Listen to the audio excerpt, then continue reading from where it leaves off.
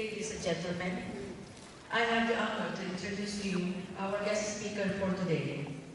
He is an educator, lawyer, banker, farmer, patron of the arts and sciences, and the longest-serving senator in the post-ACSAT Senate. Except for a mandatory term break, he has been elected to 4 consecutive terms of 6 years each. He authored landmark laws of agriculture, education, health, arts and culture, science and technology, good governance, financial reforms, and social welfare. He founded what would become one of the country's top law firms, the Angara Law Offices, together with an enterprising group of law classmates. He was elected in 1975 President of the Philippine Bar Association. In 1979, he was elected President of the Integrated Bar of the Philippines. He was chosen in 1980 as founding President of the Association of Southeast Asian Nations Law Association, one of the largest regional law associations in the world. From 1981 to 1987, he served as President of the University of the Philippines. The UP Board of Regents honored him with the UP President Edgardo Angara Fellowship. It is the largest financial grant available to UP professors.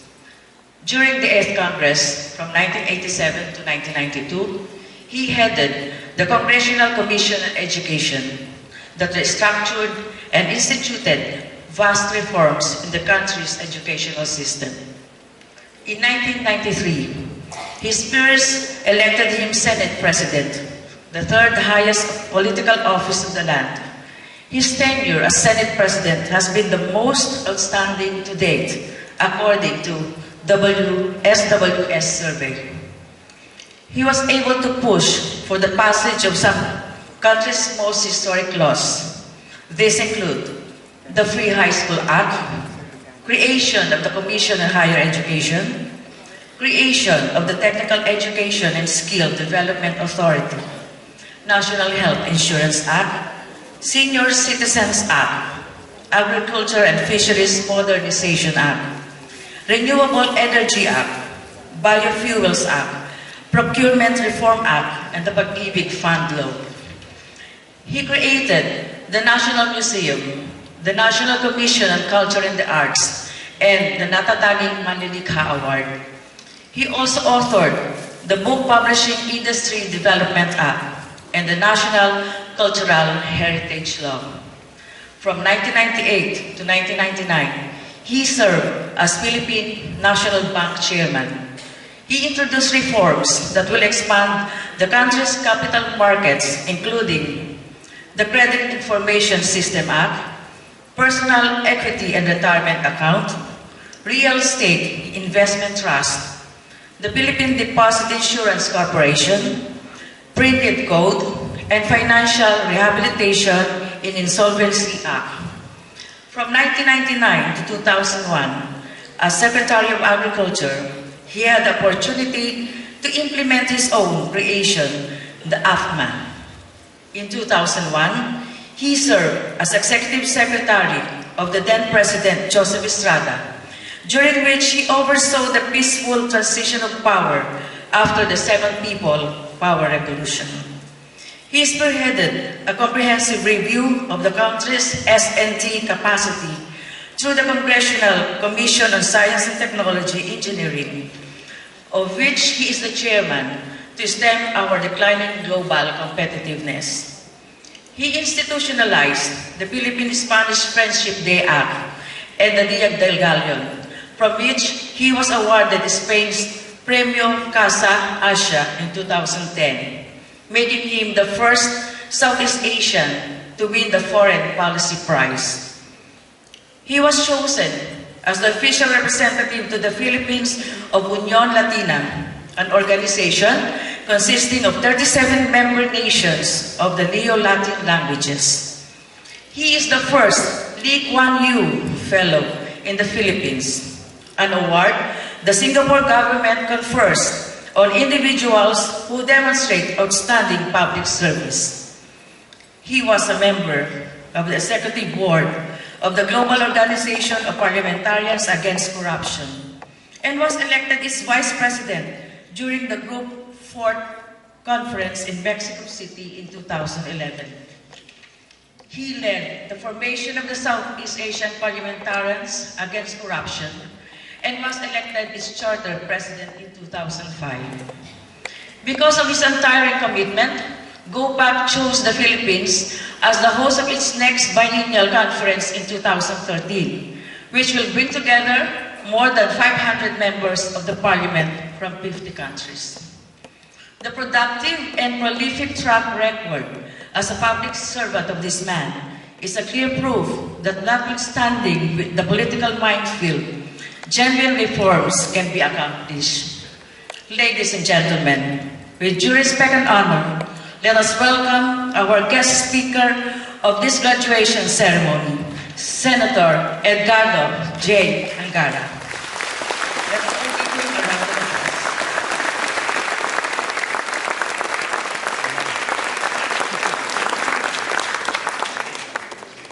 Maraming po salamat at piniho tayo ng buko.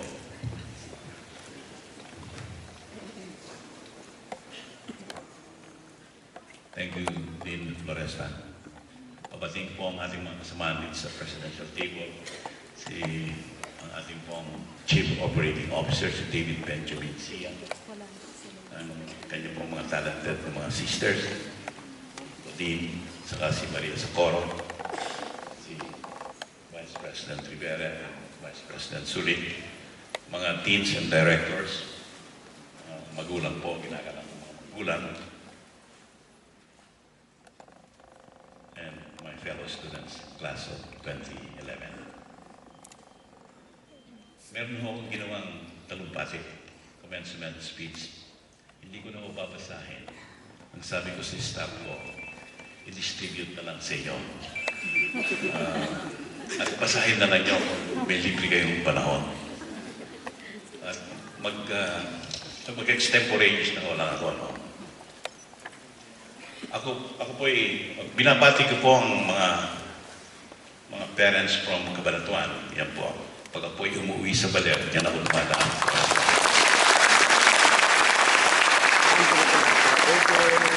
Baliwag, Caloocan, Quezon City, at Mandaluyong. Kayo po ay talagang pioneering school in technology. Sabi nga nila, ngayon hong era of the internet, in this information age, ang lumilikha ng yaman at ng mga trabaho ay yung technological courses na katulad ng pinagtapusan nyo. The wealth creator and the job creators of at this time are information technologists, who many of you are taking or have taken. Kaya't inaasahan po namin na ang inyong isusukli sa sakripisyo ng inyong mga magulang ay patience and determination to help your country. But first of all, please help your family. Yan ho ang ating vision. Ako, ito'y personal na ho. Magkukwentuhan na lang tayo. Yung pong aking hometown, maliit na bayan yan. At the time I was born, and which is probably ang contemporary ko yung mga magulang nyo. At the time I was born and grew up in this small town, ni wala hong elektrisidad, ni walang sasakyan. So we walked to school. Mga 1 kilometro ho ang aming elementary school from sa bahay namin. At may ilog pang tatawirin. At dahil sa kagustuhan ng magulang ko na mabigyan ng edukasyon kaming mga magkakapatid. 10 po kami. Tingnan nyo, kung may RH bill, siguro 5 lang kami ngayon. At kung 5 lang kami, wala na ako. Number 6 ako eh. At 10 ho kami. Pinag-aral kami. Nagpursige. Lahat ho naman sa awa ng Diyos, nakatapos. At hindi ako nakarating at nakita ang Manila until I was age 11. Age 12. At that was by force of circumstance. Dahil walang high school sa amin, sa Baler. So my parents had to take me to Manila, to San Juan, where my grandparents live. Doon ako nag-high school. And then after high school, sa UP. But after that, hindi pa ako nakatunton sa syudad. Hindi pa ako nakakita ng mga advertisement na kumikislap ng mga sasakyan. Ang alam ko lamang ay maglakad sa eskwela. But dahil nga sa edukasyon, through education, through the power of education, perhaps I was able to lift myself up and became what the dean said I became. I was president of the University of the Philippines, president of the Senate, president of this and that organization, founder of this and that organization, at author of so many laws in education, health, agriculture, and culture. Yan ho ang mga advocacies ko. Sa edukasyon, yan ang unang-unang kong advocacy. Ang unang-unang batas kong binuo noong ako'y maging senador noong 1987 ay yung free high school. Free High School Act. Sapagkat parang base ho sa karanasan ko, kailangan at the very least, kailangan mabigyan natin ang lahat ng kabataan Pilipino at least ng high school education. Yan ang starting point sa buhay. At after high school, bahala na siyang mag-decide ng kanyang career path. Kung sa technical course or sa tinatawag na academic tertiary course, university course. At yan ang reformang ginawa ko. Binigyan ko ng choice ang ating mga kabataan after high school whether to pursue a vocational technical track or an academic track through college and university. Kaya meron nga tayong TESDA at meron tayong CHED. Ako ho rin ang lumikha ng mga institusyon na yan. At ako rin ang lumikha ng nationwide science scholarship program. Mga umaabot na siguro mga 10,000 mga kabataan ang nag-a-avail ng science scholarship dito sa bansa because of the scholarship program that I created. Ako rin ang lumikha ng government assistance to teachers and students in private school. Tinatawag na GASPE. GASPE. Yan ho ngayon ay 8 billion scholarship program na tumutulong sa mga estudyanteng enrolled in private school, not in public school. 8 billion ho ngayon scholarship na yan. At maraming mga kabataan sa buong Pilipinas ang nakatapos ng high school at ang ilan sa kanila nakatapos ng college through the gospel. Maraming mga eskwelahan, lalo ng mga missionary schools sa Mindanao at sa Kabisayaan na nag-survive because of the support given by gospel. Kinukwento ko sa inyo ito just to indicate to you how powerful education is in uplifting the lives of people, but especially of Filipinos. Kaya nga, all my life, all my professional life, ang dedikasyon ko, number one is to education. Education. At kasama na ulit ang health, dahil ang mga magulang ko parehong graduate ng nursing school. They were the first health professionals sa bayan ng Baler. So, malakas ang orientation ko sa at kultura, heritage ho, sapagkat nakita ko na kung hindi natin alam and we don't understand kung saan tayo nanggaling at ang achievement ng ating race, the achievement of our race, hindi rin tayo magiging proud Filipino. Hindi natin mamahalin ang ating bansa, hindi natin mamahalin ang kapwa Pilipino kung hindi natin alam ang achievement ng ating race, the achievement of the Filipinos. So yan ho ang aking advocacy. Ako'y naging Secretary of Agriculture.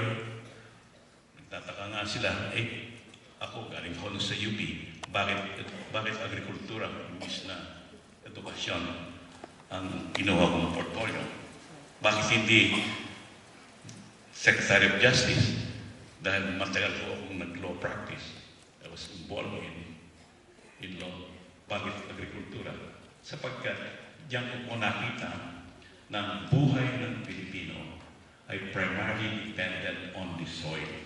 Dahil doon ho ako nanggaling, from rural Philippines. At kung hindi natin isasayos ang ating agrikultura, hindi natin gagawin sapat ang ating kinakain, anong kabuluhan na educated tayo, mamamatay naman tayo. At kung ikaw ay malnourished, hindi ka rin, no matter how much you spend for education, kung malnourished ang mga bata, hindi rin matututo yan. That's why my advocacy for food and nutrition in this country. One of these days, tingnan niyo sa TV, merong advertisement. Nandyan si Sarah Geronimo, si Ann Curtis.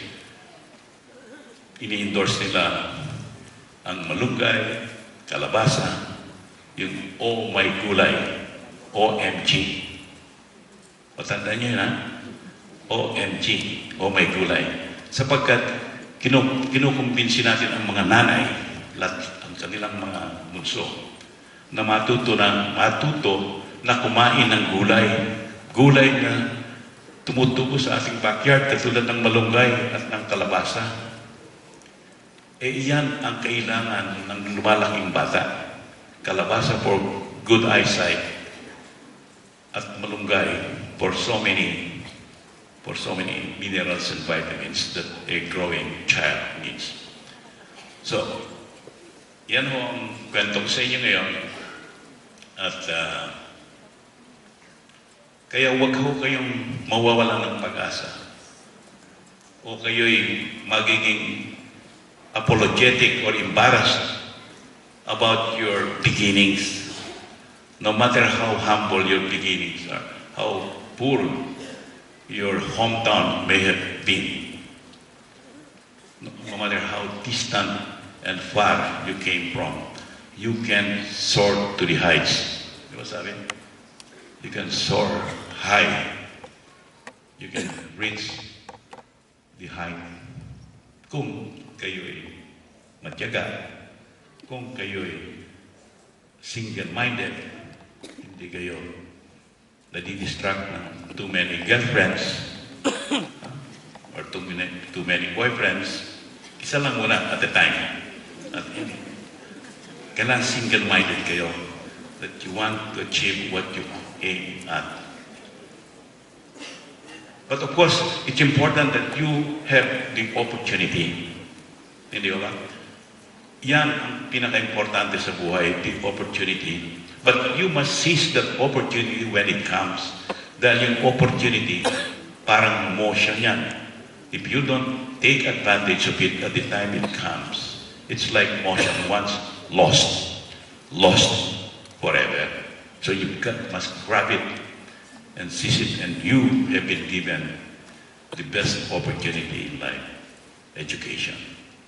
Use it, utilize it for your own good, for your own family's good, and ultimately for the good of the Philippines. So magandang hapon po sa inyo lahat, and good luck.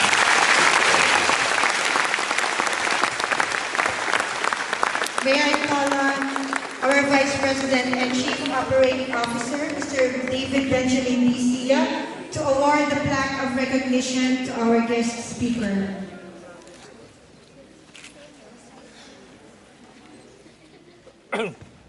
which reads, Asian College of Science and Technology awards this plaque of appreciation to Senator Edgardo J. Angara for his valuable contribution as guest speaker during the commencement exercises 2011 with the theme Soaring High for Greater Heights, given this 21st day of May 2011 at the Plenary Hall, PICC, CCP Complex, Pasay City. Signed, Constancio A. Sia, Chairman. Once again, a round of applause for the Honorable Senator.